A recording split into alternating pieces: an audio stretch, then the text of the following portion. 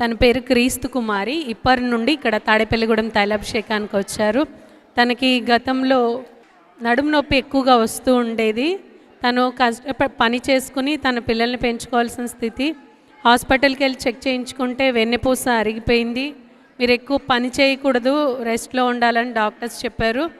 అప్పుడు తను పని చేయకపోతే ఇంట్లో గడవదు, ఏం చేయాలని బాధపడుతుండగా వారి ఊరి నుంచి చాలామంది ఇక్కడ తైలాభిషేకానికి వస్తూను వారు చెప్పారు, ఇలా దైవజనులతో ప్రార్థన చేయించుకో, దేవుడు కార్యం చేస్తాడని చెప్పినప్పుడు వారు ఇక్కడ తైలాభిషేకానికి వచ్చి దైవజనునికి వారి సమస్య చెప్పి ప్రార్థన చేయించుకున్నప్పుడు దేవుడు అద్భుత రీతిగా తనని స్వస్థపరిచారు. అప్పటి నుంచి మళ్ళీ నడుము నొప్పి అనే సమస్య తనకి లేదని వారు చెప్తున్నారు. అలానే గత నెలలో కూడా తన కంట్లో తెల్లగుడ్డులా వచ్చి కన్ను కనపడకుండా అయిపోయినప్పుడు దేవుడు ఆ విషయంలో కూడా వారికి ఆరోగ్యం ఇచ్చి స్వస్థతనిచ్చారని వారు సాక్ష్యం చెప్తున్నారు.